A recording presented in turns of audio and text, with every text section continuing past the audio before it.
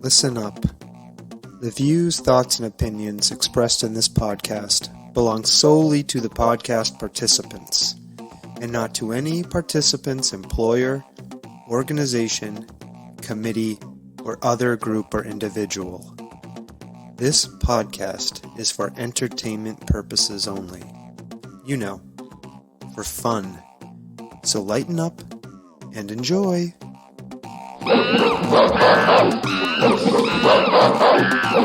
Oh, Stomping Jen. Oh, yeah. Oops, you're muted. Thanks a lot. Episode 98. Can you believe it? Can't believe it. Oh, my God. It seems like it was only yesterday that we were here recording episode 97. Huh. How time flies.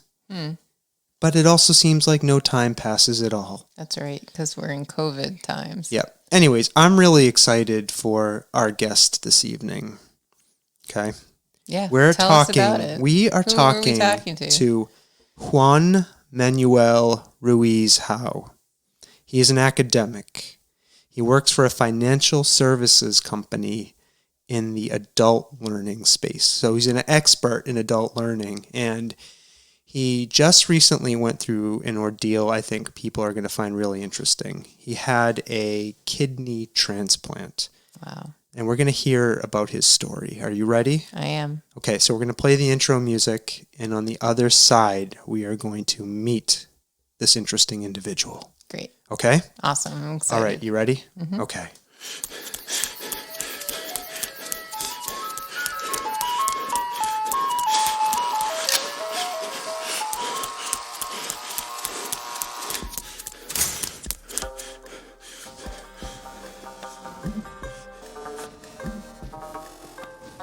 The Soft Serve Podcast. Creamy, delicious ideas without the creepy truck. Oh, Stomping Jen. Episode 98. And I didn't introduce myself. I am Sawtooth Frank, and this is the Soft Serve Podcast. Welcome. Where you don't need an introduction. Don't need an introduction. No introduction needed. Yeah. Only creepy trucks. Yeah, we talked about our guest before we played the intro music. His name is Juan Manuel Ruiz-Hau. Hi, Juan. Ma? Hi, good evening. Thank you for coming on. I've been looking forward to talking to you about your experience with getting a kidney transplant. How are you doing? I'm doing super well. Yeah. I'm very excited to be featured on the Soft Serve Podcast. I've been listening to your podcast over the last couple of weeks, and I'm very, very excited and honored to be here to share my story. Well, thank you. You've upped our game when it comes to featured guests, so we are honored to have you here. Now, I listed some of your credentials and who you are. Is there anything else I missed? Anything else you want to say about yourself? This is your opportunity to introduce yourself. Sure. Again, my name is Juan Manuel Ruiz-Hau. Although you butchered my name, that's all right. I go by Juanma.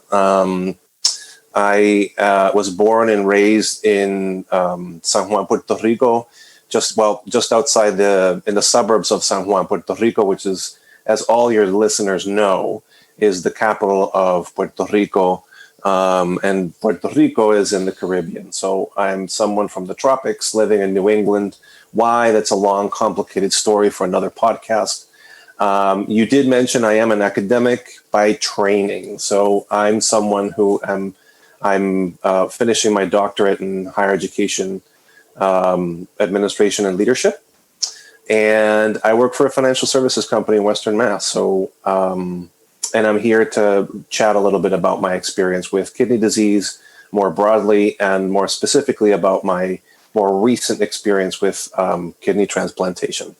Yeah, and thank you for taking time to talk to us about this, which I'm sure is a really personal situation. So thanks for being here. What I'd like to know is, kind of starting at the beginning, why did you end up needing to have a kidney transplant procedure? Well, if we're really starting at the beginning, we'll have to go all the way to, I would say, late 90s. At that point, we, and by we, I mean my family, my nuclear family. It consists of my late mother, my father, and my older brother. We all discovered that together that kidney disease was running rampant in our family. It's a hereditary condition in our case. My mother was stricken with kidney disease. When was that? It was 6 years before 2012. So maybe not mid 90s, but 2012, let's say 2006. She finally got to end stage renal disease. So end of 90s, early 2000s, in her process of discovering her own, going through her own journey with kidney disease, prior to what's called end stage renal disease or kidney failure. We discovered that she was on the decline in terms of function for her kidneys. We also discovered that my older brother was showing signs of function decline, and I had sort of an elevated blood pressure. So that was kind of an indicator of a future state of potential kidney disease. My mother's father passed from kidney disease as well, and her sister has polycystic kidney disease. So this is run in the family.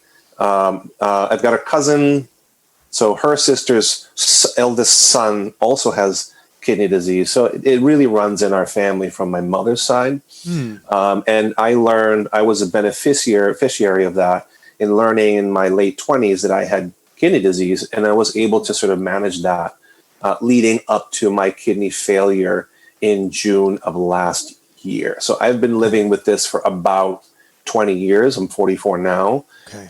So that's really the beginning. Can you tell us a little bit about this hereditary condition you mentioned, polycystic kidney disease, and just what that is and what it does to the kidney, and maybe even tell our listeners what the kidney does? Some people may not know. Yeah, so in terms of physiology, your body has two kidneys. They are located in let's say if you think about your rib cage, right? They are sort of tucked into the back of the back of the rib cage, sort of in front of the spine.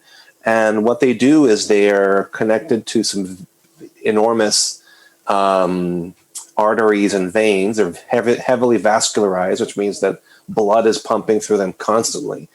And they are designed to filter the blood of certain impurities in partnership with the liver. But the kidney really is responsible for getting rid of some key proteins in the blood that can really cause havoc to your entire system. And ultimately, what happens with someone with kidney disease is that function starts to decline over time. How much time depends on your size, weight, genetics, all that stuff, and ultimately leads to end-stage renal disease, which means that your kidneys can no longer filter out your blood.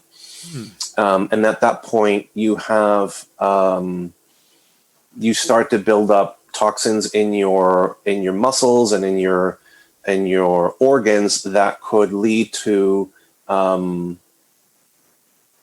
other issues. So, for example, heart failure.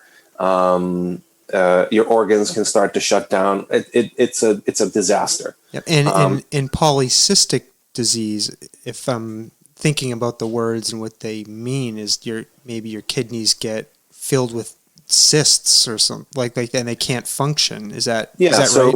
Yeah. So in the case of my aunt, this is not the condition that I have, but in the case of my aunt, the kidney is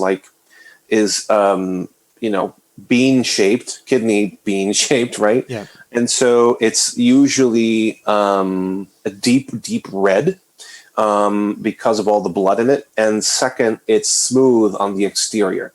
If you've ever, eaten, liver, or if you've seen what are those called when you take out a whole chicken and you pull out the gizzards of like the insides. I thought you were describing Stomping Jen. Smooth on the exterior. Oh my God. I think you're talking about organ meats is what people are usually familiar with. I see. So organ meats, like they're smooth on the outside.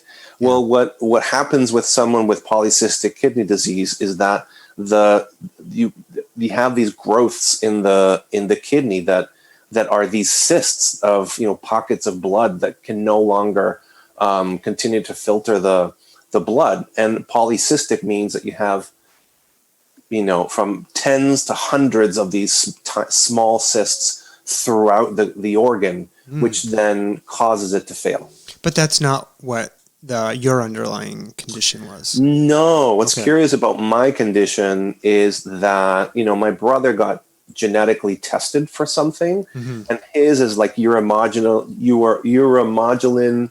something kidney disease, which is there's these structures in the kidney that over time can no longer filter the blood and whatever, but then you don't really have these cysts. Yeah. And we suspect that I have the same thing. Okay.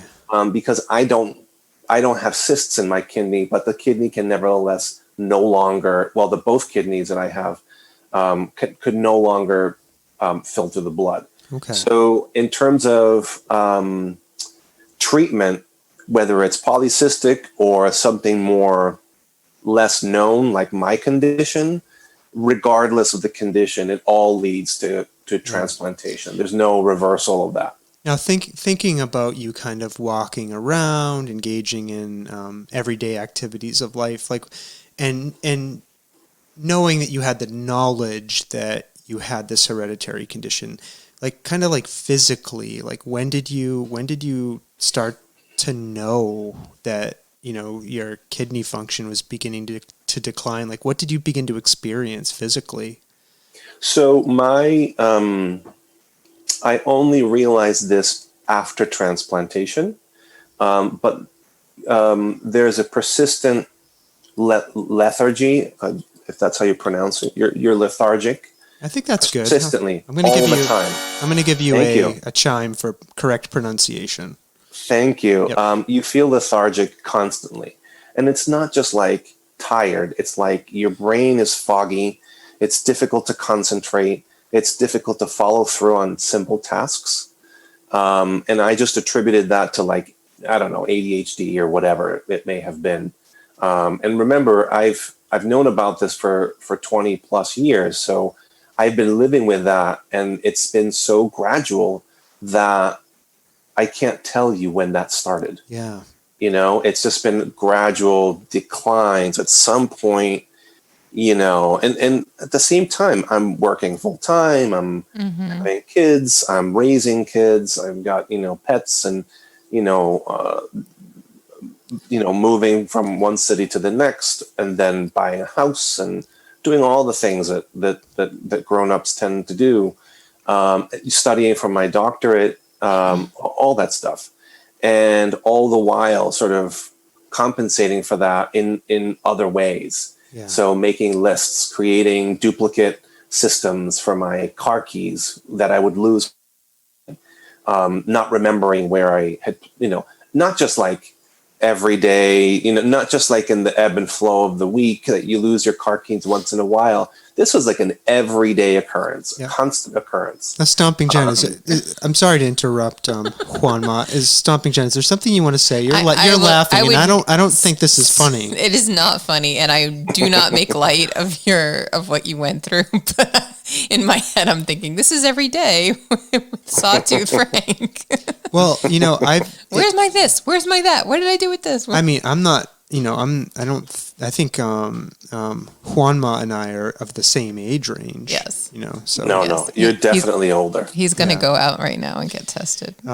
So what? That sounds before physical symptoms really popped up.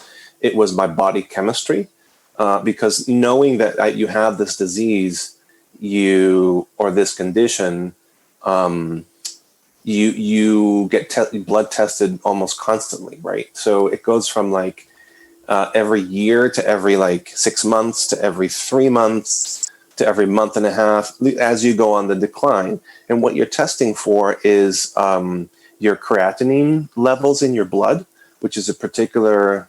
That's a type of protein. Yeah. It is a type of protein. And that's the protein that the kidneys really filter out. And it's produced, your level of creatinine is dependent on your muscle mass. And so being a guy who's 6'5", 250 pounds, I had a lot of creatinine in my system over time. And that then builds up. And so the leading up to my episode in June of last year, I started to feel more and more lethargic, started to not be able to stay awake, and just starting to shut down. And that's finally when we went and started the process for transplantation.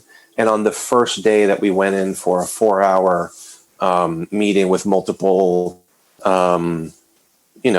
doctors and nurses and specialists in a Boston hospital, they took my blood at the beginning of the afternoon, and by the end of the afternoon, they made me stay in the emergency room because my GFR, which is another measure of your kidney function, was at a 9. Globular. Let me define that. It's called globular filtration rate. No, glomerular filtration rate. Sorry. Right. So my GFR was at a 9, and anything less than 20 is considered kidney failure. Jeez. I'm curious, at any point along the 22 years that you knew you had this condition, were there checkpoints along the way where physicians said to you, you have, X number of years left on your kidneys? I'm curious if it was like a ticking clock along that journey that you were working against or knew you were working against. So to your first point, no, there wasn't a definitive amount of time that they would say, you've got 5 years, you've got 3 years. Okay. Because at any time, my kidneys could just bail out. If I got sick enough from the flu, if I got a bad cold and got dehydrated, my kidneys could fail at any time. So, but to your second point, it has always been a ticking time bomb in my life. And how does that feel, kind of walking around with that hanging over you? Well, at first it's scary. At first it's something that, you have to come to terms with, because that all roads end in dialysis. So before transplantation, the only treatment that you can get for renal failure is a process called dialysis. Now, I can get into what dialysis is in a minute. And I'm gonna ask you about that. And one of the things I wanted to know, was there any other types of non-surgical treatments, like medicines that they can give you? No. Okay. Nope. All right. There are certain for kidney failure. No. There's a famous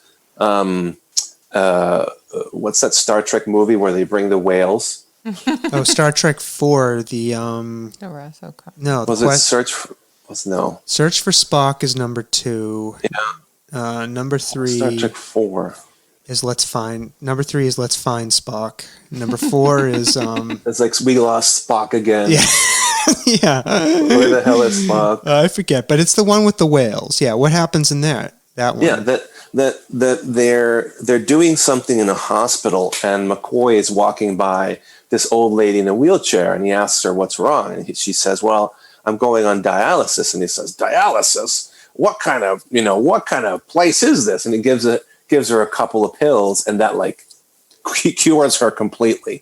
So no, there's no magical cure for kidney failure. There is simply replacing your organ with a machine will do a somewhat comparable job, although not the same. Now, we've known each other for 10 years or so, and I feel like I remember along this journey that you got a surgery at some point. I did. Can you tell us about that and what that was designed to do? Yeah, so in 2012, I woke up on a Friday morning, and I'll get graphic for your users, for your viewers or listeners. I woke up on a Friday morning, and as people tend to do, you wake up and you go pee. Did you pee out your kidney? No, I started bleeding almost immediately through my urine, through my through places penis. You can say penis on this through podcast. my area that shouldn't be bleeding, right? Yes. And so I got freaked out, I wasn't gonna, as much as I respect medicine, hospitals in Western Mass. I'm not about to go to a generalist facility when I have access to, one of the best doctors on the face of the earth in this particular field. And that's not an overstatement. I just my nephrologist just happens to be like one of those people. And so I start bleeding. I immediately leave for this Boston area hospital. They bring me in. I forget what happened over the weekend, but I think I went in for observation. Mm-hmm. My nephrologist wanted me, not because, and I guess I'm quoting him at the time, not because I'm necessarily sick, but he was able to more quickly, because of his position at this particular hospital, he was able to more quickly order tests and results and all that stuff.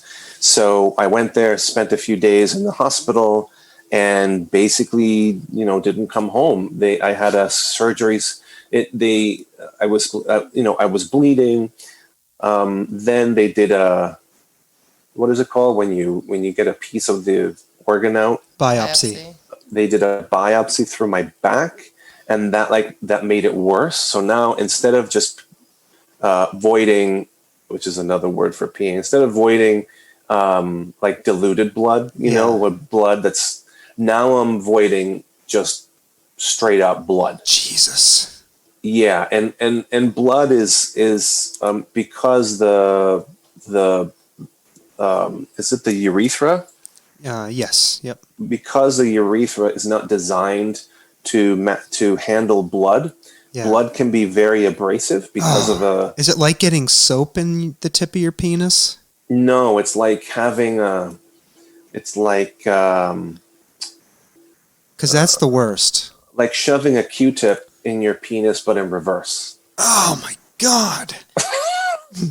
Okay. Like liquid sandpaper. It has so minerals and stuff in it, right? Yeah, which the kidney is designed to like filter out, right? Yeah. Yeah, so I'm losing blood. The blood's not supposed to, it's in the place that blood's not supposed to be. The urethra is not designed to manage blood. It's irritating everything. I'm essentially bleeding out through my penis. Oh God. And so at this point I had then they did find a mass in my kidney through imaging. But the what's it called again? The biopsy. But the biopsy was inconclusive. Okay. And as a result, they needed to go in to find out what was going on. So this was a general surgery, and they, cut me open. Well, the surgery was scheduled for Thursday, but my nephrologist was able to negotiate with another patient. Basically, I was sicker than this person, and this person was willing to push back their surgery so that I could be seen sooner, even 24 hours sooner. Oh, wow. So God bless them. Whomever they are, wherever they may be. So I was under the knife on Wednesday. They cut a 10-inch incision on my right side. Let's see.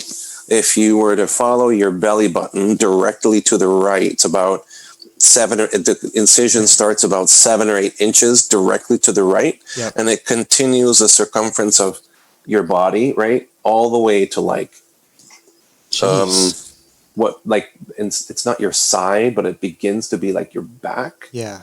Mm-hmm. So, they cut me wide open. Wow. And they really didn't know exactly what they were going to find, but they were hoping to save as much of the kidney they were hoping to save the kidney and not have to take the whole thing out. Yeah.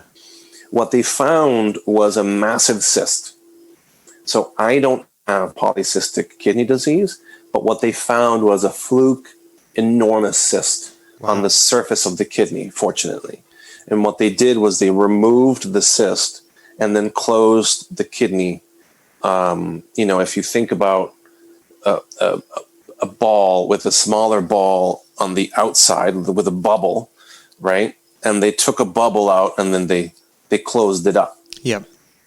So they took out about 20% of my right side. So that's what's called a partial nephrectomy. Mm-hmm. Nephrectomy, yeah. Yep. And then they sewed me back up, and so that was all well and good. Wow. The kicker in that period, if I can be honest with you, was an episode where it was major internal abdominal surgery. Yeah. And so apparently I had been bleeding into my bladder. Oh. And at some point I passed a blood clot the size of a softball. Oh my God. Through your penis? Yeah. Yep. How do you not notice something like that? Well, I mean, I think it was coming what do you mean not notice? It was the most excruciating, painful experience of my whole life. But Wait, this happened after the surgery? This happened after the surgery when I'm in the hospital and, because I started urinating normally. A few blood clots would come out here and there, the type of blood clots that one would expect to see, in a typical menstrual cycle, right? So when you're not the bleeding part, but the blood clots that folks might have. So it was like that experience. Yeah. And at some point I'm urinating into the little bucket you get, or the little tub or whatever it was. And then I felt something on the inside of my body, like come up against the beginning of my urethra. Okay. Like, thunk, yeah. Oh my God. Thunk. And then, the instinct is just to push. Stomping Jen is covering her face. Keep going. It's like you gave birth. Like Exactly. It was the size of a baby's head. Oh my God. That's exactly right. And so I the instinct was to push, and I pushed and nothing would come out. It was a painful, like, pushing thing. Yeah. And then at some point, it started to come out, and I thought it was blood, right? Yeah. And so I'm like, oh, shit, I'm bleeding again. Right. But I'm peeing into the little bucket thing, and as I'm going, what's happening is that it's like when you have some Jell-O, and you take the Jell-O from a round mold, and you trying to put it on a plate, and then you put it on the plate, and it retains the shape. Yes. Like Terminator style, like Terminator 2 style. Well, this thing comes out of my body and recoagulates, and it's now this jelly in the tub. Oh my God. Yeah, and it's the size of a softball. Oh my God. Oh my God. That is the most horrifying thing I've ever heard. Did you call the doctor immediately? It's like, look what I just gave birth to. So I asked I was screaming, right? And I was just screaming. Yeah. My wife goes out to get the doctor, and I don't remember if it was the doctor or the nurse who saw it first, but because she was holding it, so I start screaming. She comes in the room, right? Yeah. And then sees the tub with this coagulate, the size of a baby's head. Oh my God. Okay. Yeah. And then she's looking at it, her jaw drops. Her eyes are enormous. And I'm like, get the fucking doctor. Oh my God. So she's like, oh. She breaks out of this trance. You were in a state of trauma, obviously. Me, I'm a mess. I'm traumatized hearing about this. Yeah. So I'm now it's weird. I imagine this is how childbirth is. Like you go through it and you're in excruciating pain, and then at the other end, you're just grateful to be alive. Yeah. Stomping So- Jen, you're the only one here right now who can verify the Sounds comparison. accurate, yeah. Okay. Like comparatively, the way you feel afterward feels like $1 million, but you're Yeah. still like from normal, you're a mess. Holy So- shit, that just happened yeah. to me.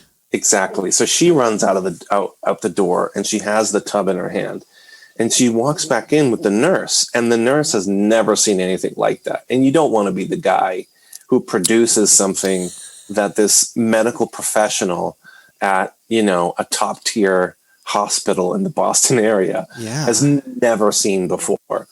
That's just unreasonable. So that's what happened in 2012. Wow. That was my experience. That is amazing. And I'm actually like fascinated from a medical perspective. I think I've mentioned it on the podcast before. I was a medical writer for 11 years.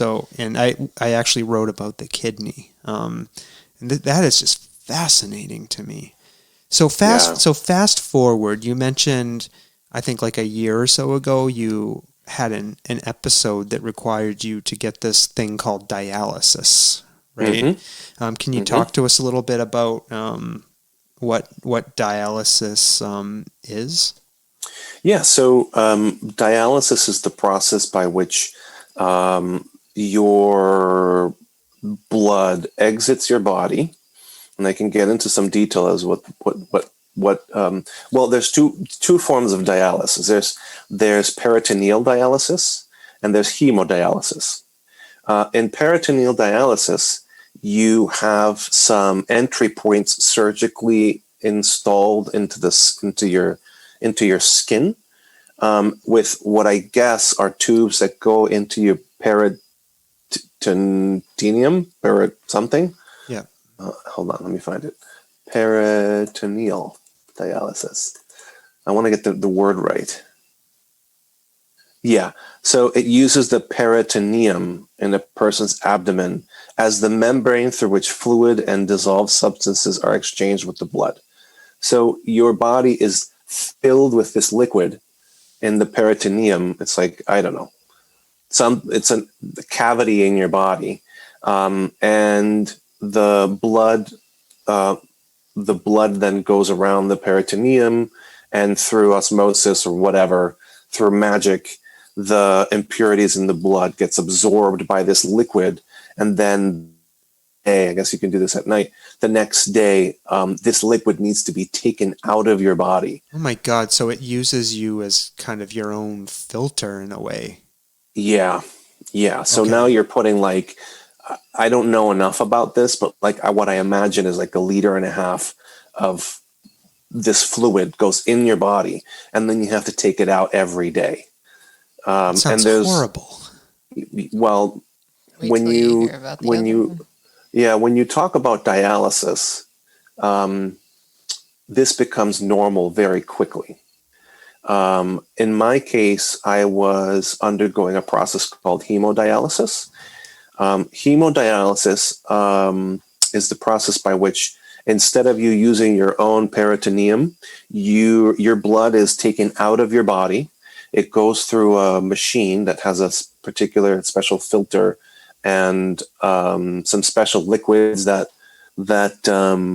extract the impurities and extra fluids from your blood, called dialysate. And then the cleaner blood gets then returned to your body. And a typical treatment can be anywhere from 2 to 4 or 5 hours.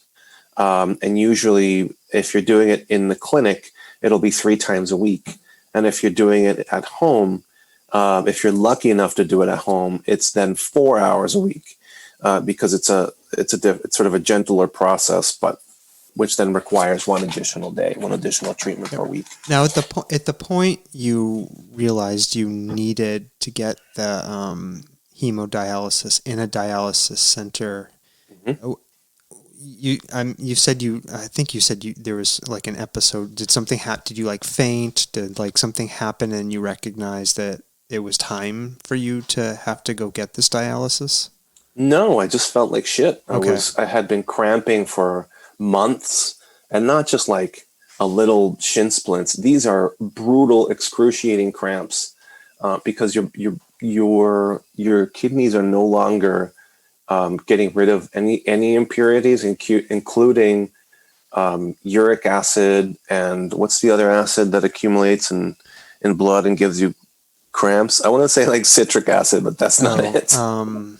What is that shit called? Lactic acid. Lactic acid. Yeah. So imagine, doing some plyometrics for hours. Or just like pumping iron like I do for Just 5 for hours a day. Yeah.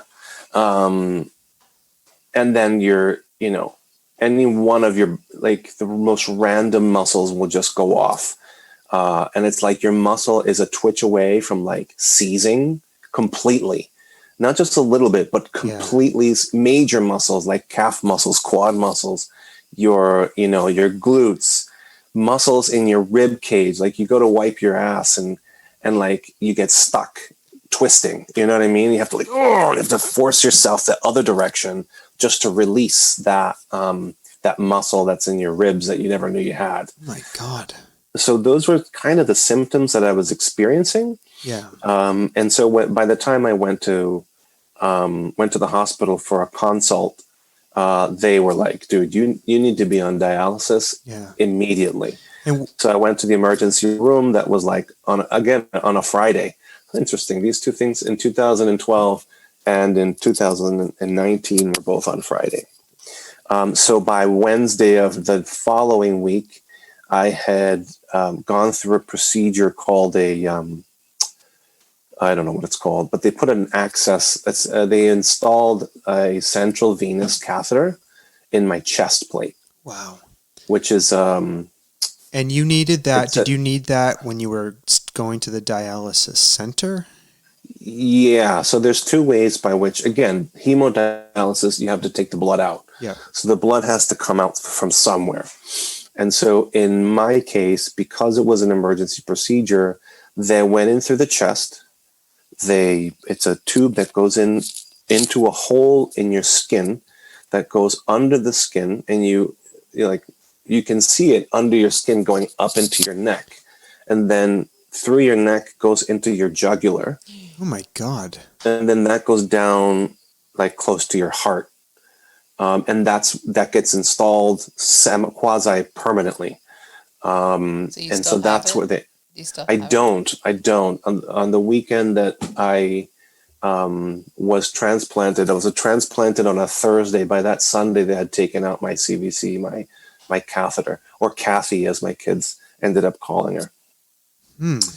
So I'm really curious about these dialysis centers. Is it describe one to us? What are they like? So you typically walk in, there's sort of a waiting room area. All the people that are walking in and out are either really sick looking elderly people or people who transport really sick older people. And these are like ambulance personnel that will go pick someone up at the elderly home or at their home, transport them to the clinic, and bring them back at the end. And they're very familiar with the patients because patients are often on dialysis for many years, just waiting on the transplant list. Yeah. And we can get into transplant listing later. Yeah. But once you walk into this entry place, you go to the sort of a sealed door, and you ring the doorbell, and they sort of buzz you in. You walk in, they greet you. And what you see is a big open space. I would estimate about 10-foot ceilings, 20 foot across, 60 feet in length. There's typically a admin desk in the middle so that they can observe everything. That's the head nurse will be there. The head person in charge, I guess, will be there. And then lots of activity because they typically do treat patients in shifts. So as you walk in for your shift, everybody is being either taken off or put back on or whatever. So there's a lot of commotion. Yeah, go ahead. Yeah, so it's not a private type of experience. It's something that they try to do kind of at scale. Yeah, definitely. Mm-hmm. Okay. You don't get a nice little room, and dialysis centers are pretty depressing places. And we make the best of it. I'm not trying to paint a negative picture. I think everybody does their best. And there's community in there because folks know each other for years because they go to the same, dialysis center. And so you've got these older folks just, this for many people, this is the only social interaction that they get in that week. Were you seen as a unique personality or person there because you were younger, like probably half the age of the average person there? Yeah. So the folks that worked with me would constantly tell me, look, you don't belong here. You should be either dialyzing at home or you're going to get a kidney in no time. And as much as I appreciated that, it's just seemed, you're at a place where you're feeling kind of hopeless and vulnerable. And so, what the fuck are you talking about? Yeah. You know what I mean? I got to plug in for 4.5 hours. Yeah. What are you talking about? And that's probably on top of any travel you have to do to a place like that, right? I mean, they don't have them right down the street in most cases. No, and the heartache that you experienced prior to that. So let's say that in my case, it was a 4-hour treatment.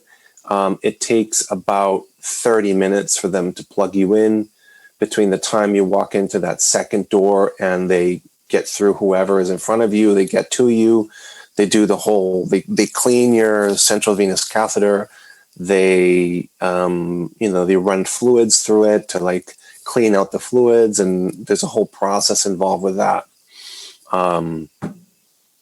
That I eventually did myself. Like I used to do my own blood draws through my catheter when I did it at home. But I lost my train of thought. What question was I answering? Yeah, just how long you had to travel to the center. Right. Like I imagine that would be an additional burden on your time.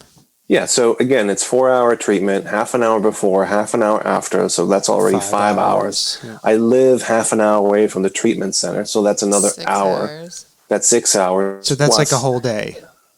Plus, Yeah. you're hanging out with your spouse and your children, and you know that this shit's going to happen in an hour, and you're like, this sucks, and so you're either crying or you're fretting, you're there's this impending sense of doom of like going back to a place that's frankly really depressing. You know what I mean? Because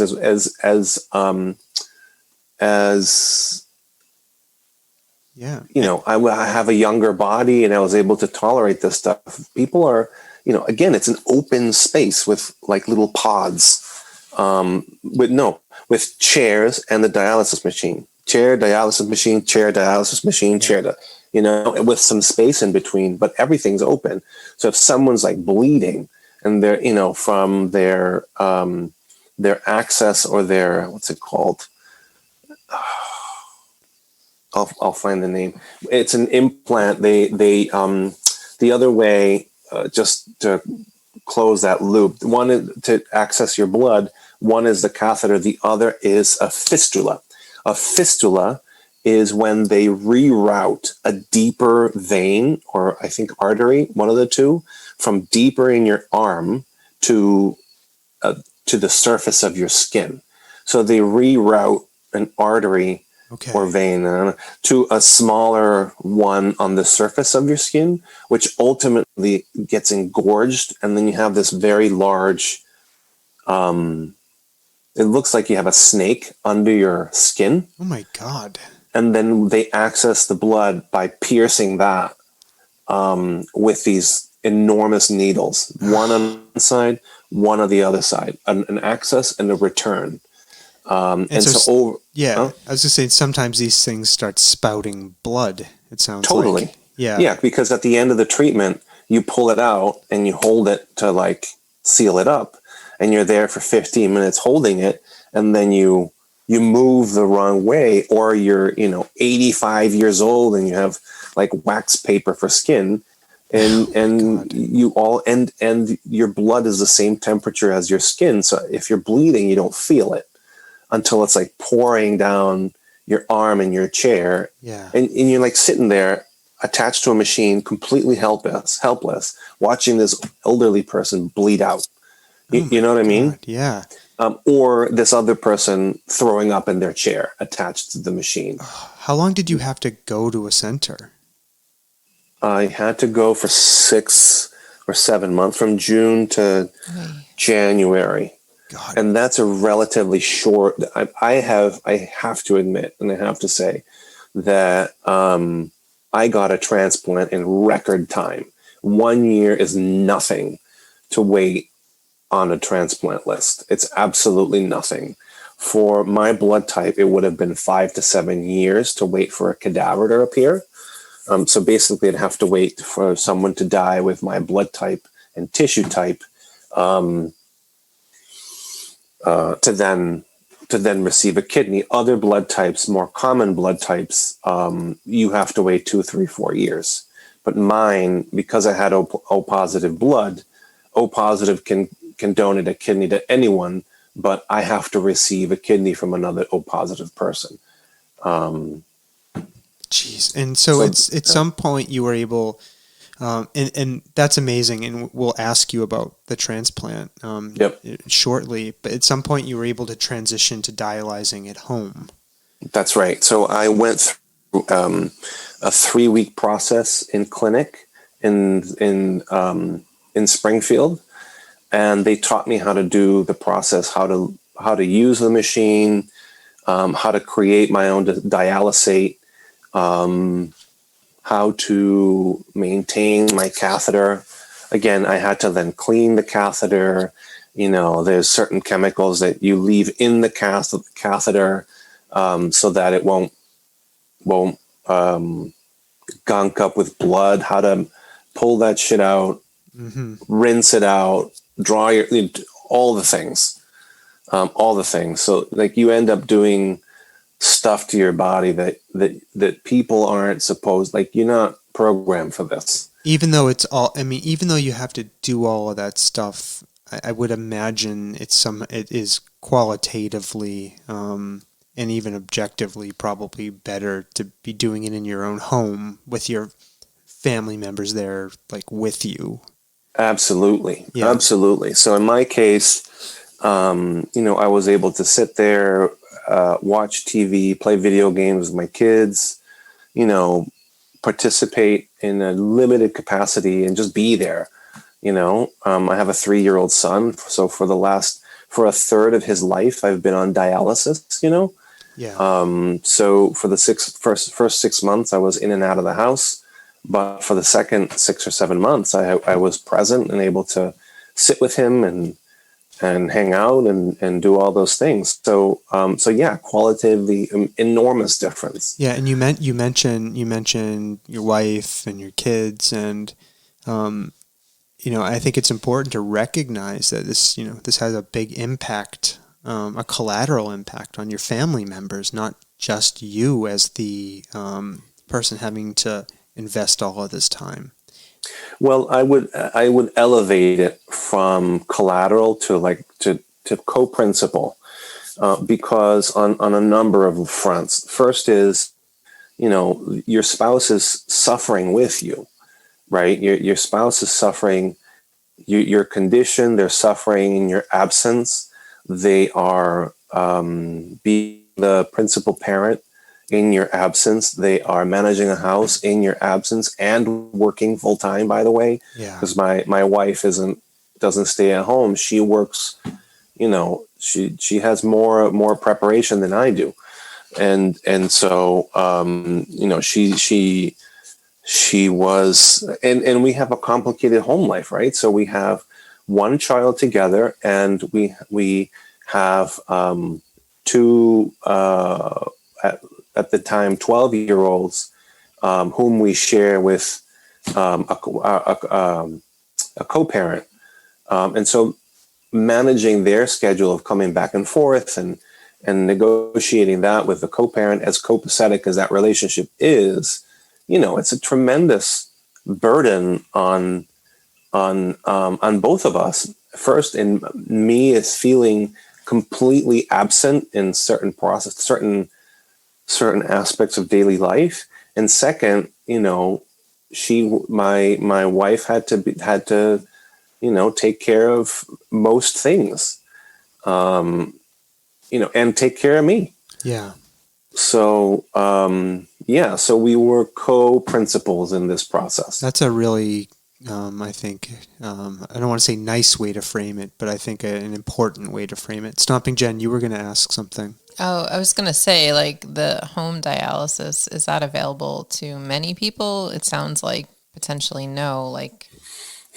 Yeah, so home dialysis requires a tremendous amount of logistics. On the first part is your setup for the machine, right? So there's like, if I can briefly describe setup, is first you turn the machine on, you put this whole cartridge, which includes the artificial kidney, it's a sort of the filter, and all the tubes and stuff that you need for it to run. The second thing is this other machine that creates the dialysate, which is the fluid that goes through the filter that does the bulk of the work. You need 60 liters of that stuff. And what? And that's running all night long. So the night before, you put the concentrated dialysate bag in there, and the machine is plugged into your plumbing, both in terms of access and drainage. And so overnight, you then have to set that up. In the morning, you test the dialysate with almost like you test pool water. You plug in this dipstick to make sure it has the right pH or whatever. Yeah. If it doesn't, that's considered a fail. You have to dump out all the dialysate. If you have to dump out all the dialysate, you have to move 60 liters of pre-mixed dialysate from your. Oh, did we lose you? Sorry, you cut out really quickly. You have to move 60 liters of dialysate from where to where? Like from your base, wherever it is that you have. Okay. Oh, my internet connection is unstable. Awesome. Hopefully it will restabilize. We got the same message. Yeah. So you have to move it from wherever you're storing it. In your case, it could be in the basement up a couple levels, and that's a shit ton of liquid to move. That's a lot of liquid. And then you have to set up your saline, your small saline bag, and hook that up, and hook up all the connections. And that's just on the machine side. On your person, you need to set up no less. There's 10 syringes that you have to set up, right? Having a catheter, you have to first, what was the process? You have to use PPE. So you put on your gloves and your mask so that you don't get an infection in that area. Oh, that's right. So you take your catheter, that's again a hose coming out of a hole in your skin. And then you clean that area, clean the skin all the way around. You let that dry, then you cover it with some bandaging. Then you get started on the actual, the end of the tube. So one tube comes out of your skin that splits into two tubes, almost like, RCA cables, from the 90s. Yeah. So I thought this was easy. No. It's very complicated. So you unscrew the cap of your, so the tube comes out of your chest, splits into two. Each one of those is capped at the end. There's a red side and a blue side. Before the cap, there's a little snapping thing that stops it. It's sort of a clip that's there always. So you're constantly dancing between both sides. So for example, if you're starting, you take the cap off with the thing clipped so nothing pours out. Then you put an empty syringe there. You unclip it to open it. You then take the syringe and you pull all of the, what's that called? It's a medicine that, it's like a blood thinner that people with heart conditions and blood clots take. Heparin. And Heparin. warfarin, Yeah. heparin. Heparin, yeah. So you take out the heparin, 5 milliliters of heparin, and then you clip it so no more can come out. You take that syringe off. You put on the saline syringe. You unclip it. You push your saline all the way in to then flush the line. Then you clip it, and now you're ready to plug into the dialysis machine. I hope all of this is worth it. Like, how do you feel after a treatment? You feel like shit. But What? You feel like shit, man. You feel like you've been working out for 4 hours, but you haven't. It's this strange feeling where you're like, you want to be up and about, but you also like, you're exhausted, because it's almost like a chemical workout. Oh, that's bullshit, man. I would figure, after all of that work, you would at least be feeling great and ready to. No, it's a pretty difficult process for the body. And so to Stomping Jen's point, no, it's not for everybody. You need to be able-bodied.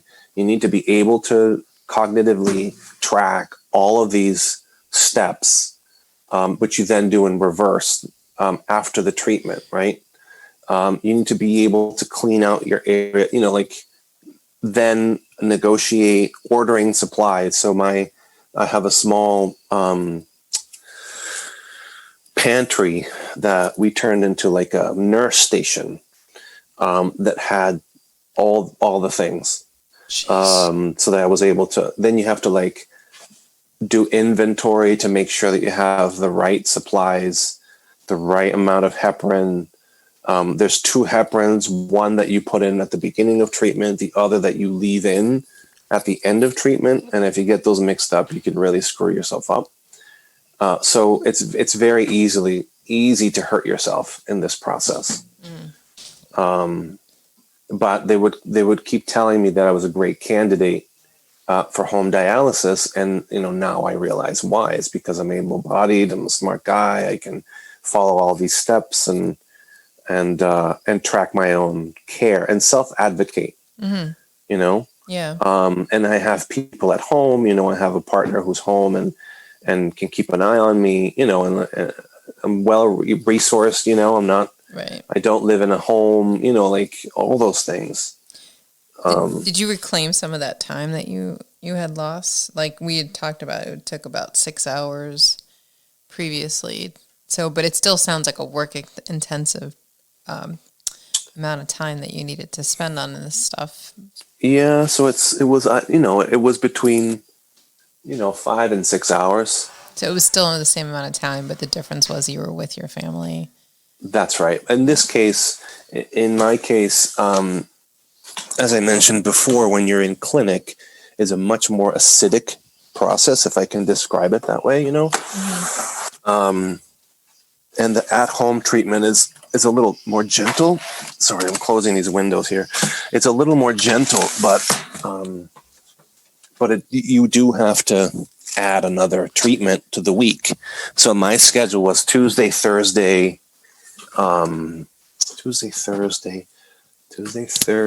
Friday, Sunday. Jeez. Tuesday, Thursday, Friday, Sunday, every week. Yeah, that I am overwhelmed hearing about how much all of that involved. I can't imagine having to experience it. At some point, you were lucky enough to begin the kidney transplant process, right? Yeah. So let me before we get to that, let me add another layer of complexity to the issue. Sure. At some point, I started working full time while on dialysis. Right. So not only did I have to negotiate my treatment, but I was working during my treatment remotely. Jeez. I was, and so, it wasn't just 4 hours of me just hanging out. It was just, or playing video games or hanging out with kids. It was me fielding, Skype calls or Teams calls, or me, working on creating an online course for whatever, and stuff that required like meticulous attention. And I just didn't have the bandwidth to do as good a job as I was able to do. Mm-hmm. So now I'm providing for my family, or, co-providing for my family while on dialysis. So that sucked. Yeah. But yeah, ultimately, at some point, I get a phone call, on like a Friday afternoon. Again, on a Friday. Yeah, it's the Fridays. And the person on the other line says, "Hey, it's Laura." Now, this is my transplant coordinator. She says, "I have great news for you. We found a donor." Now, again, Friday is my dialysis day, right? For those of you who have been keeping track. I'm on dialysis, taking a short nap on the couch when she calls me. And so when she wakes me up and I answer the line, I don't know what the fuck is going on. Yeah. So I had like a non-response. That's good. That's great. But like not feeling it, right? Not like, and I asked, impacting, like it wasn't entering into your brain what that meant. Not at all. It was like not at all. And so I asked who the donor was, and she like, it was this random name, and I'm like, I don't know this person. What are you talking? Like, so then I'm like, this must be a mistake. And it wasn't until my wife heard the name that she pieced two and two together. And we realized that this was someone who was the spouse of a woman that my wife had met through church. Mm-hmm. And so that's another sort of interesting story right there, because what ended up happening was that my wife had reached out to the pastor of our church, and the pastor had, made an announcement to the community that this was happening. Now, this was like months and months and months ago, right? Yeah. Maybe even like last year, June, July, August, who knows when this announcement was made to the broader congregation. But it just so happened that there was an individual in the audience who 2 days prior or the day before had been watching a documentary on transplants. Huh. And so this person was sitting in the congregation, go to church, every Sunday. They go once in a while, and this was the time that they were there. Wow. Now, the only reason that I know this is because he explained this to me through an email when he got in touch with me after that phone call from Laura. And essentially he told me that he felt like it was too much of a coincidence. He felt like he had been called, like this was his calling, that God had put this in front of him as an opportunity. And he's the son of a pastor. And so, it takes this shit very seriously, Yeah. I mean, it makes you, and I'm not a person who is normally religiously inclined, but those are some pretty interesting coincidences. Yeah. So makes you think. I am a spiritual person. I wouldn't say that I'm deeply religious, although we do practice somewhere in the Christian, if I could call it, diaspora or spectra of faith. We're somewhere there, right? Mm-hmm. And to hear his story, he essentially wasn't saying, I'm not looking for a relationship. I'm not looking for anything. All I want is for you to let me do this. Wow. I feel called to do this. I would like your permission for me to do this. And he described his process. He said, look, at the beginning, once I decided I wanted to move forward with testing, 'cause, by the way, testing involves very invasive procedures like a colonoscopy, various blood tests, tissue sampling, all kinds of stuff. And if you've never had a colonoscopy, they put a camera up your butt. Yeah. Yep. I've had one. Yeah. For those viewers or those listeners that don't know what it is, you don't want to know. Yeah. They oscopy into your colon. They look up your butt. Yeah. They put a camcorder right up your ass. But you don't know anything's happening. So they put you out, but it's GoPro and that's it. Were you ever scared that the person might change their mind? I was terrified about the procedure, and I was terrified that it wasn't going to happen. Yeah, not just scared, but terrified. But it sounds like, based on what you just told us, that this incredibly generous individual had gone through their own process and was, really committed to doing this for the reasons you described. That is something else. That puts like another level on Pay It Forward. Yeah. Yeah, totally. I just bought somebody a Starbucks today. I feel like I've done my part. Jeez. So I wanted to ask you about kind of the logistics of the surgery. So you went through the search process, you found a donor, and how does the actual surgery work? You have these two human beings, one has a kidney to give up and one needs it. How did that work? So it's sort of Mad Max style. 2 men enter, 1 man leaves. Oh, jeez. But really, it's that simple. You have 2 surgical teams. He goes in ahead.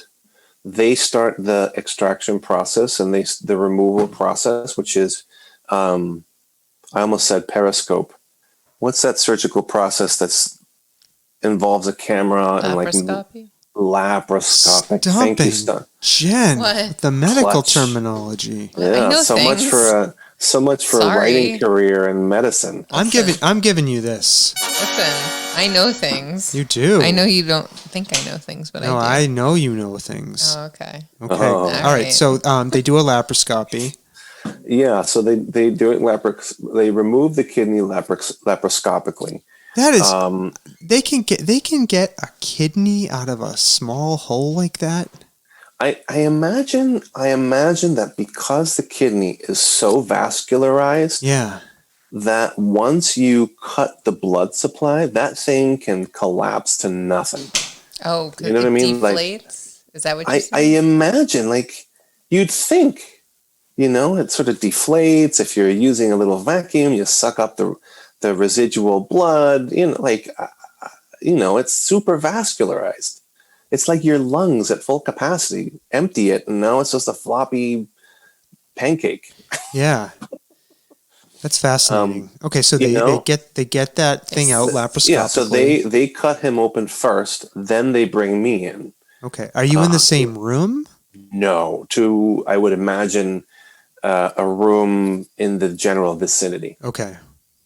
So then I don't know how they bring the kidney, although there's all kinds of comical ways that we imagine that they did, like they put it on the ground and then roll it on a skateboard. Yeah. Slap shot it. And, someone else receives it with hockey sticks, but ultimately they bring the kidney over. They open me up, right? They have to open me up, and the surgical site is on my bikini line, if I were to describe it. It's about 4 inches below my navel, like where your gut meets your mound, Yeah. Sorry. Where your gut meets your man mound. Is that the medical term? Your mound? I think it's just the pubic area. The pubis, I believe, is the medical term, but we'll go with mound. Man mound. I think M&M is good. Oh my God. So where your gut meets your M&M, so it's 4 inches below the navel. It starts there. And then it follows your bikini line or the bottom of your gut to the right and then up, sort of in a smiley face fashion. And it's, how long is this? It's a good 9 inches long, 8 inches long. So then you get opened up. And so a common comment that I hear from folks who are, asking about this process is, do they do anything with your existing kidneys? Yeah, and I think I asked you about this when we were chatting a while ago about this. Yeah, and they don't do anything to your existing kidneys because it's not like they're diseased and they have to be removed. They're just not working anymore. I was gobsmacked to learn that they did not remove like one of your existing kidneys and then put in the new one where the old one was. Nope, they essentially put it in the... Listen to this stomping, Jen, but what he's about to say. But you just keep talking. I think I need to play a drum roll. Hold on a second. Wait. Hold on. My God. Hold on. I got to play a drum roll because this... Do I have a drum roll? Oh, my God. No drum roll. Go ahead. So they put it in the front of your body, underneath your navel, deep into your body cavity, almost nestled above your hip bone. You know how your hip bone sort of comes down and has an opening at the bottom? Mm-hmm. I'm not using the right word. It's not your hip bone. Out. They stuck that kidney in the front of him. Yeah. In the front? Yeah. In the front, yeah. It's like next to his bladder in the front. Yeah. But what do they attach it to? Don't they have to attach it to the ductwork? Yeah, so they cut through the abdominal muscle. Yeah. They put it behind the abdominal muscle, sort of nested almost towards the back of your body. Then they connect the arteries and veins coming out of your kidney, which are usually just one and one, but in rare cases, you can have multiple smaller arteries that come out of your kidney that then make this surgery much more complicated. But I think in my case, it was just one vein and one artery, which gets connected to the vein and artery going down your leg. And they prefer to do it on the right side because it's a less complicated surgery. But that's the blood supply in return for the kidney is the arteries that go down and veins that go down into your leg. Can you believe this? And then they connect the pee tubing into your bladder so that the urine that gets created gets deposited directly into the bladder. So you have 3 kidneys. I have 3 kidneys. His leg has a kidney that pees into his bladder. Well, it's not really my leg. It's still at the very bottom of my abdominal cavity. I was amazed when I heard this. I couldn't believe it. Because how I knew is Juanma was showing me the scar. And I was like, why is that by your belly button? Why is it by your mound? My man mound. It sounds like where an ovary might exist on a woman. Oh, that's it's an interesting... like where a uterus might be. Yeah. Mm-hmm. And he peed out a blood clot. No, I'm gonna say, I think you are the first man who might. Well, maybe not the first man, but well, this sounds is like interesting. you've experienced some things. I think there's a larger. There's a larger transformation at foot. Let's just leave it there. I gave birth to a small head through a space that's not designed for that. Women would have an advantage because at least their bodies are designed for that. Yeah, I will say that. Yes, and mine is not. Mm-hmm. Although and then I had a reverse cesarean. All right, so I want to rein it back in. The new kidney is in you. They sew you up. Mm-hmm. How long are you in the hospital before you get to go home?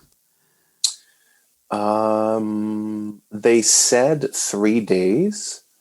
I think I was there 3 days. I went in on a Thursday. Thursday, 7 a.m., had my surgery Thursday. Sunday, they took out the catheter. And I think by Monday, I was leaving. Wow. Something like that. Thursday, Friday, Saturday, Sunday. Maybe even Sunday afternoon. I don't know. That is amazing. I don't remember. And it was like 4 days. Did you see the donor when you were in the hospital? Yeah, like, were they in the did. same recovery room as you? And no, they were in the. First of all, the anesthesiologist was not very awesome. It was a weekend anesthesiologist, and yeah, so this dude like fucked up my uvula and like cut up my face, like my lips. Is is the uvula part of your penis by any chance? No, that's a little hangy thing in the back of your throat. Oh, okay. Yeah. All right. So why would an anesthesiologist? He's just messing with you. Keep going. He's just being silly. Because he's a weekend. Oh, because they are a weekend anesthesiologist. What's a weekend anesthesiologist? I don't know. He said that he had a bad weekend what anesthesiologist. What hospital are you at again? Apparently, yeah. I'm just saying a Boston area one. Yeah. Okay. Yeah, he's not calling them out. Yeah. That's fine. He's doing the right thing. No, yeah. I had a great experience, except that my nephrologist said that whenever you have, someone working on the weekend at the hospital doing major procedures, you might not be getting the A team. That's all. Okay. So, all right. So your uvula got damaged, and you were out of there. You were on your way home by Monday. Yeah, and so just to get back to the kidney, as soon as the kidney goes in, it starts producing urine. And can you tell right away that it's working? Yeah, because they put a Foley catheter in my body, which for those of you who haven't had the privilege of having a Foley catheter, is they stick a tube through your penis, and then they inflate a small balloon that sort of locks it in place. Get the fuck out of here. Why did they have to do that to you? Because if you're unconscious, they don't want you peeing everywhere, right? So they want to make sure that your urine output can come out. Okay. And then they measure the urine output. Oh. So the first time that they emptied the thing, it was like 800 cc's of urine, which is a tremendous amount of urine. Right. So this thing has been like hyperactive since then. Every time I sleep, I've had to measure my urine output just to make sure that, it's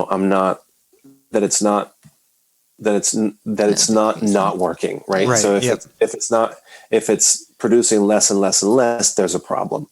But in my case, every night I void about 1.5 liters of fluid, of urine. Is that multiple evening trips? Yeah, that's like 3 trips in the middle of the night. Sawtooth, you had asked him if he saw the transplant person. in the hospital, yeah. We did. We were on the same floor. We were on the transplant floor, which, by the way, the transplant floor has kidney transplants. It has like single and double lung transplants. Oh my God. It has heart transplants, pancreatic transplants, liver transplants, popping organs left and right.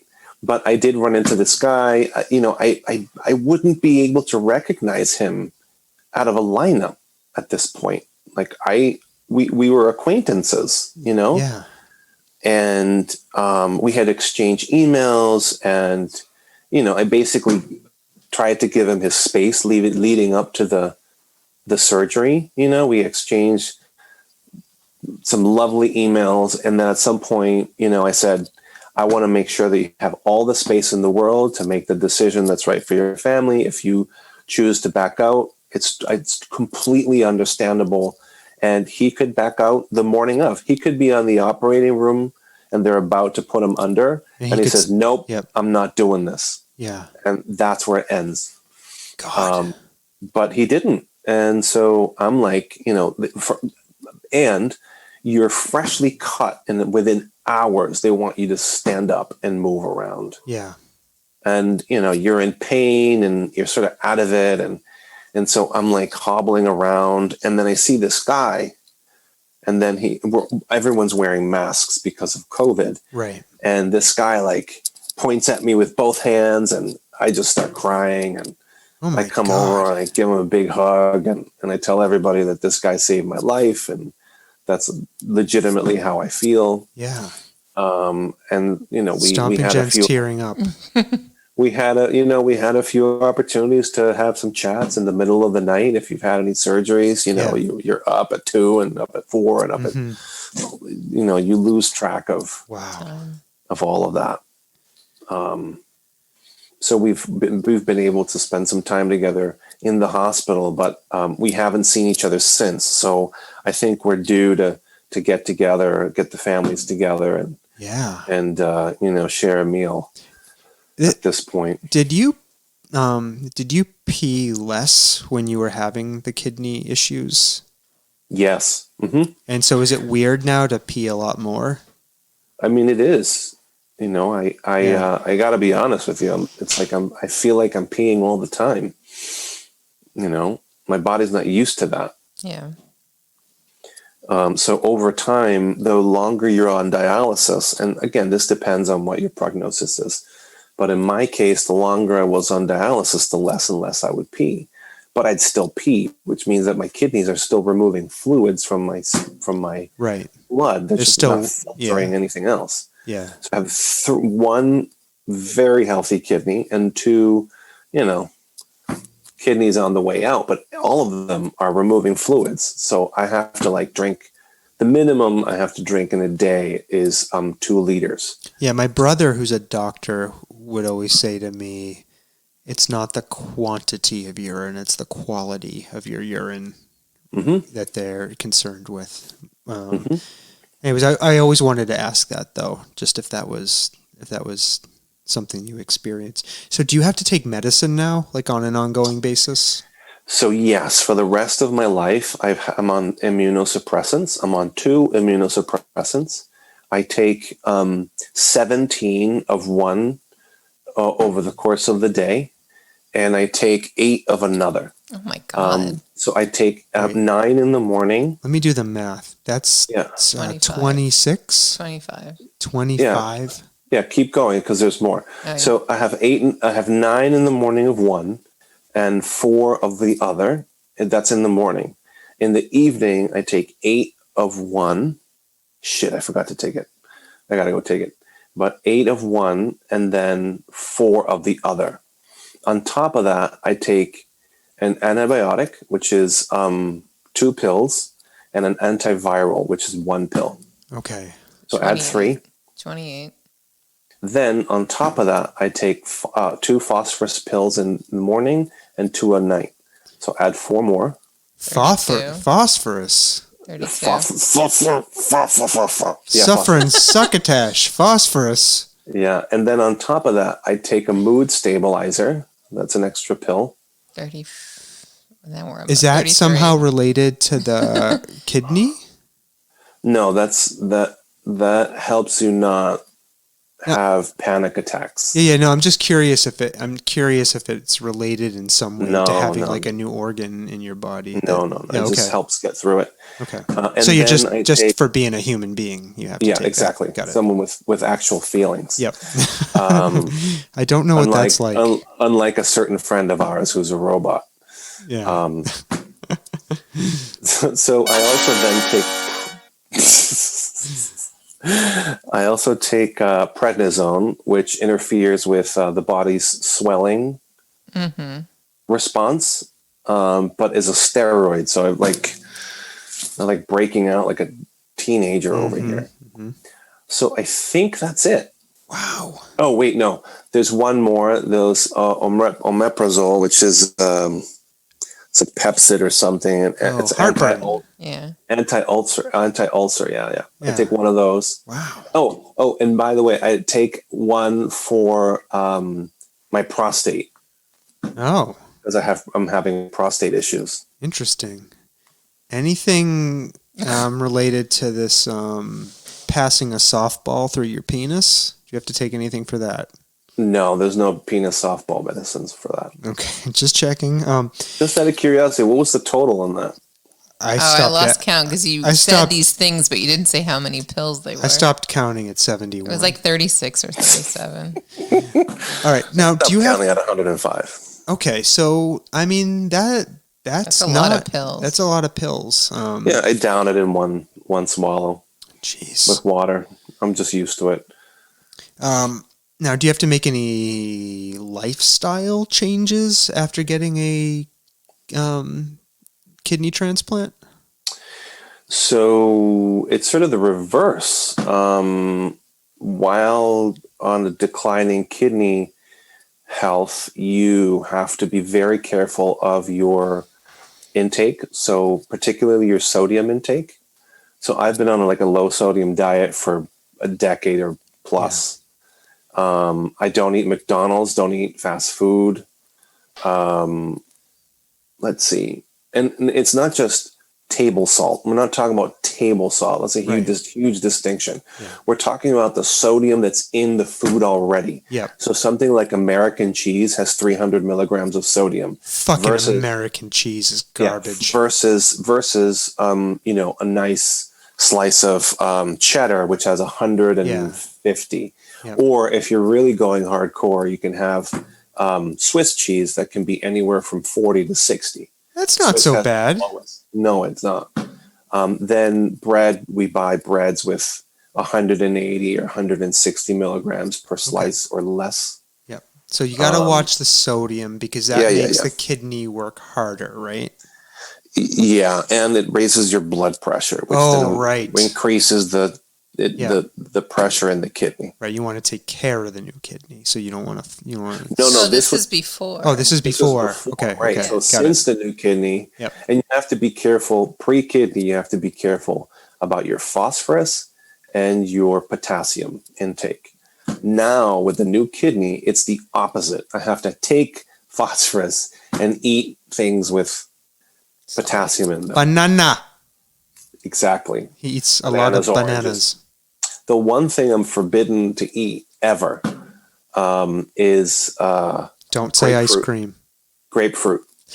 Oh, it has an enzyme in it that interferes with medications. That's right. And a lesser known fruit that has the same enzyme but a little less is limes, if you do some research.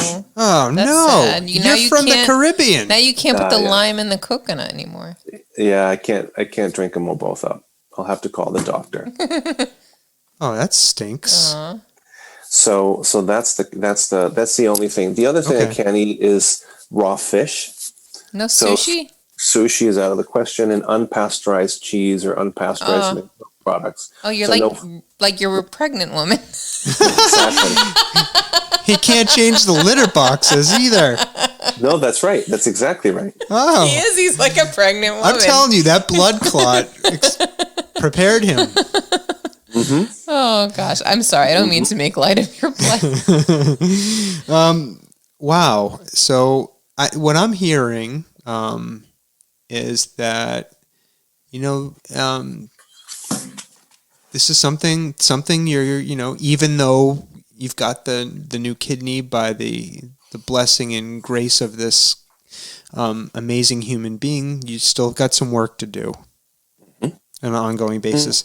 Now, kind of at a very high level, I think we've heard a lot about this experience, but what would you want people to know, who have listened to this, and maybe something you haven't touched on, maybe something else about, or what do you want people to understand about what it was like to go through this experience? Well, I think there's, my experience is unique. I think people on dialysis and who have end-stage renal disease or are living with declining kidney function, their journeys, their narratives, their stories will all be different.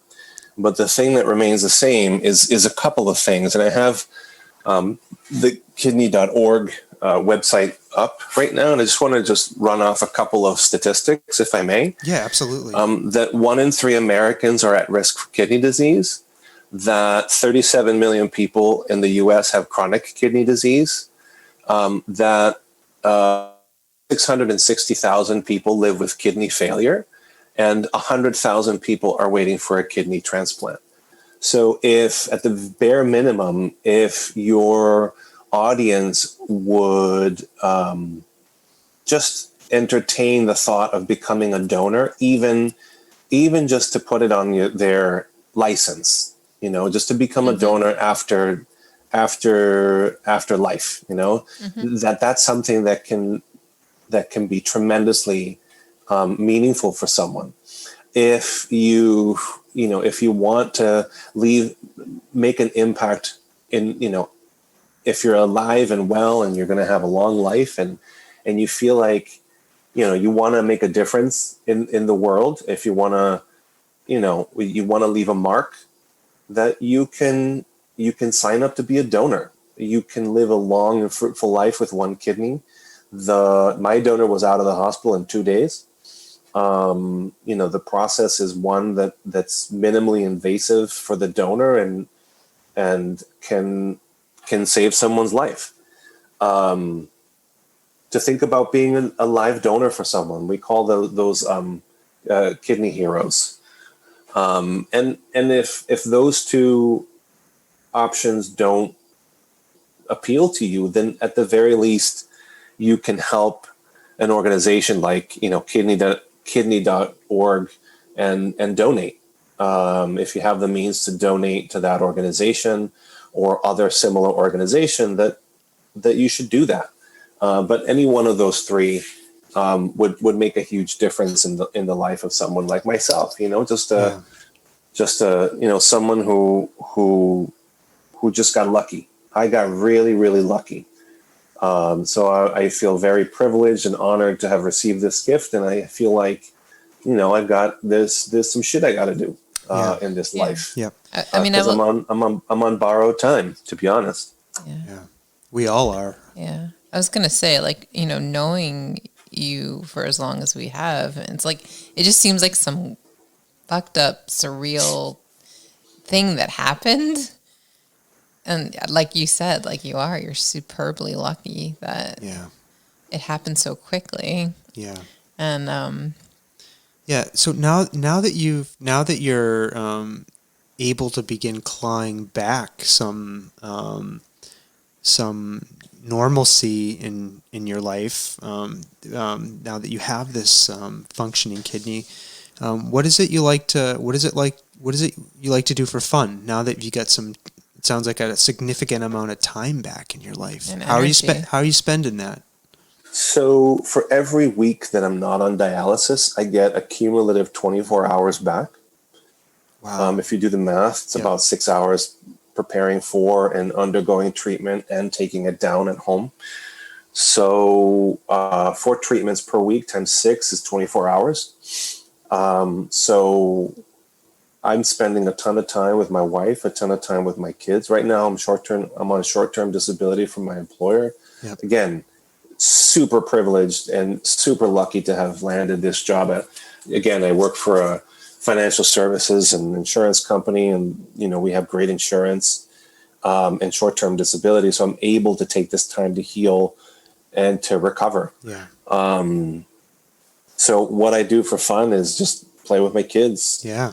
I have, I just spend time with them because it's been, I calculated for the year that I was on dialysis, I lost 52 days cumulatively. Jesus. Right? There's 52 weeks times the 24 hours per week. That's 52 cumulative days hooked up to a machine that I lost. So, I'm still healing and I still can't run or really shouldn't be picking up my son, even though I do. Yeah. Mm-hmm. But I'm doing little things, what I can with them. Yeah. That's awesome. And God, what a story. I love that. We're going to end with the question I ask everybody now, and you can interpret this any way you want. Okay. Okay. And I want to do something new with this question. A new element I want to add to the podcast, Stomping Jen. Okay? Mm-hmm. All right, here we go. I'm going to ask the question. I'm going to ask the question. I'm terrified. What have you seen that you cannot explain? Oh, come on now. A new bumper. This isn't even a bumper. What have you seen that you cannot explain? You can interpret this any way you want. Except what he's have I playing seen music that I cannot explain? Yeah. Well, as I mentioned before, I'm a fairly spiritual person. Okay. So it's not a far-fetched for me to see something that doesn't have explanation and just accept it for what it is. Yeah. So I don't think that everything needs to be explained. I think, most things can be understood in a particular way, whether it's through science or faith. But maybe it's not about explaining it. Maybe it's just about accepting it. And the biggest example that I can provide is just not trying to understand what would motivate someone to give me a part of their body, right? To remove a part of their body and give it to me, to help me regain some semblance of normalcy. Like you can't explain that shit. Right. You can't explain that. You can't, there's no way to quantify that, to reason that. There's just you just accept it and you express your gratitude and you do something with that. You don't just sit on your ass and continue to do the things that you did before. You find purpose and you find a greater calling and you move forward. So again, it's not about explaining the unexplainable. It's about accepting, I think, and some things aren't meant to be explained. All right. Well, Stomping, that was a beautiful answer. And Stomping Jen, we didn't get a ghost story, but that was a good answer. That's what he was hoping for. That was a good answer. I liked it. Or a Sasquatch. No, I liked it. It was a good answer. It was a good answer. Thank you very much. All right, Juan Manuel Ruiz-Hau, thank you for joining us. Just say Puerto Rico one more time. Please. Puerto Rico. Thank you. Love it. All joking aside, and as I said to you when we were talking prior to this, I knew you had an amazing story to tell, and I really enjoyed talking to you about this. I learned a shit ton, and I think people are going to really enjoy hearing about your journey. I mean, Stomping Jen was crying at points. There was horror involved. There was laughing. There was laughter. I mean, we cycled through the whole range of emotions here. So I have to offer you a heartfelt thank you for coming on and sharing with us in such a open and honest way. I really hope people take something away from this. What do you have to say, Stomping Jen? Thank you. Okay. Well, you're very welcome. Thank you to both of you. Yep. Anything you want to say in closing before we hit the goodbye music? No. Okay. I think we covered it. All right. To our listeners, thank you for listening. We have our 100th episode coming up in just 2 more shows. I don't know.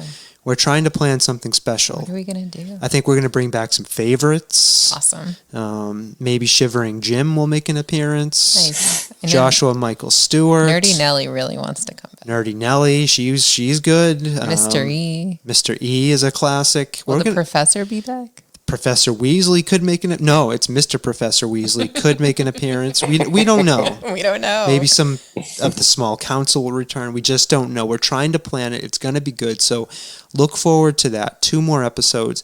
And as always, I want to say to you all how much I appreciate you listening, how much I love you all. Wear a mask. And that giving us this opportunity to talk to you. And Stomping Jen, say it again. Wear a mask. Okay, and finally, Stomping Jen. Bye now. Bye now, people.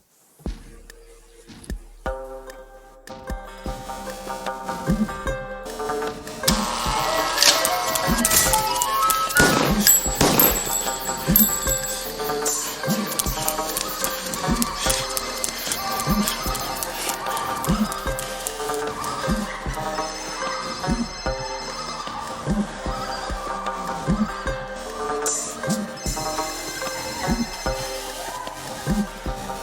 evening, my fellow Americans. America knows that this world of ours, ever growing smaller, must avoid becoming a community of dreadful fear and hate. Those who have freedom will understand also its heavy responsibility. That all who are insensitive to the needs of others will learn charity, and that the sources, scourges of poverty, disease, and ignorance will be made disappear from the earth. And that in the goodness of time, all peoples will come to live together in a peace guaranteed